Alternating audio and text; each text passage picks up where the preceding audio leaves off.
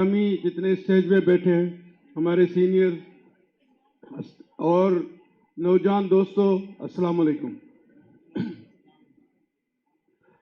Sir, ये काला coat जब से पाकिस्तान बना है तब से स्ट्रगल में रहा है सर। ये हमारी जुडिशियल सिस्टम जो है, जो जुडिशरी है हमारी, मुझे आज तक समझ नहीं आती है किस दौर में आजाद रही है। क्या इन अदालतों ने जो हमारे बानी कायदे आज़म मोहम्मद अली जना के साथ इंसाफ किया, या इन अदालतों ने फातिमा जना साहिबा से कोई इंसाफ किया? इन अदालतों ने जुल्फकार अली भुट्टो के साथ कोई इंसाफ किया? एवं लियाकत अली खान साहब के साथ इन अदालतों ने इंसाफ किया? मेरे ख्याल में ये अदालतें हमेशा हमारी इस्टेब्लिशमेंट की बी टीम रही हैं। अभी तो सिर्फ खुल के नजर आ रही हैं, पहले नजर नहीं आती थी। अब इनका किरदार एक शख्स की जदोजहद की वजह से, एक शख्स के जेल में रहने की वजह से, हमारे जितने भी इंटेलेक्चुअल लोग थे, सहाफी थे, जिन लोगों ने किताबें लिखी, बड़ी रूल ऑफ लॉ की बातें करते थे, आज हमें पता चल रहा है ये सारे प्रॉक्सीज से हमेशा ये बी टीम का किरदार अदा करते रहे। आज आपके पाकिस्तान में कोई इदारा नहीं है। आप न्यूज़पेपर्स उठा लें, हमने देखते थे कि न्यूज़पेपर ये ऑथेंटिक है, वो ऑथेंटिक है। आज देखें कि हमारे कोई भी न्यूज़पेपर में भी कोई ऑथेंटिक खबर नहीं होती, सिवाय हुक्मरानों की खुशामद के अलावा कोई खबर नहीं छपती। सर, ये हमारा मुल्क है। क्या ये क्या हम सोच सकते हैं कि ये मुल्क किसी आइन के तहत चल रहा है? इस मुल्क में कोई आइन है जिसकी हम बात करें?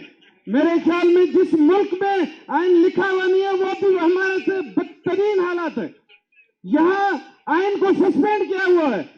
ये सिर्फ ज़ियाउल हक का माशरा ला नहीं सर, ये माशरा ला इसका मुशर्रफ का नहीं है।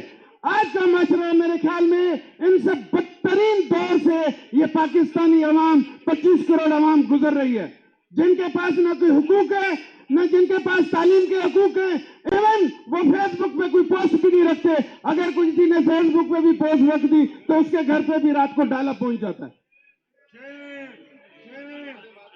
वकला को फिर हम 26वीं अमेंडमेंट के पीछे कन्वेंशन करते करते 27वीं आ गई।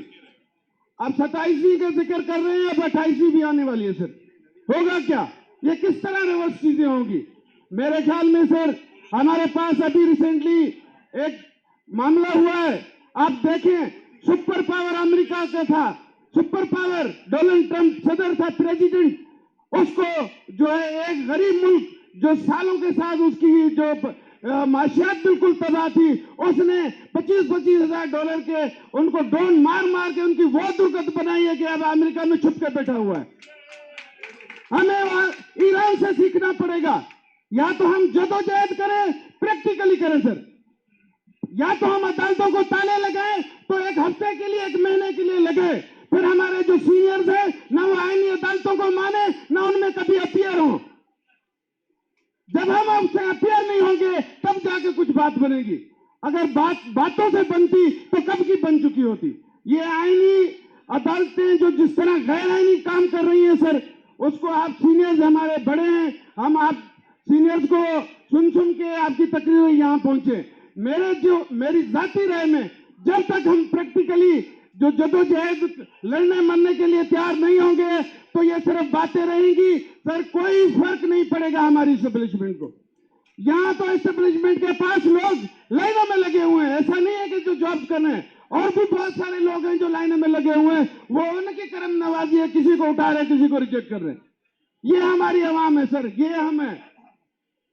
तो मेरे ख्याल में वकला बिरादरी मुतहद हो, कराची से लेके खैबर तक एक लीडरशिप हो।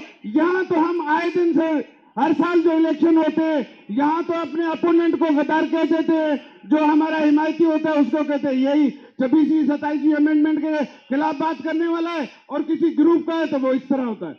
जब तक हम मुतहद नहीं होंगे, मुतहद होकर जदोजहद नहीं होगी, स्ट्रगल ईमानदारी से नहीं होगी, जब तक मरने लड़ने के लिए आप तैयार नहीं होंगे, फिर इस मुल्क में कुछ नहीं होने वाला सर। इसलिए आप सीनियर जो हमारे लीडरान हैं, मेंटोर हैं, आप एक ऐसा वाजे लाएअमल थे, उस पे हम नौजवान आपको लबैक करेंगे इंशाअल्लाह। ये जो हमारे जालिम हुक्मरान हैं, इनकी ताबूत में आखिरी कील साबित होगी। Thank you very much.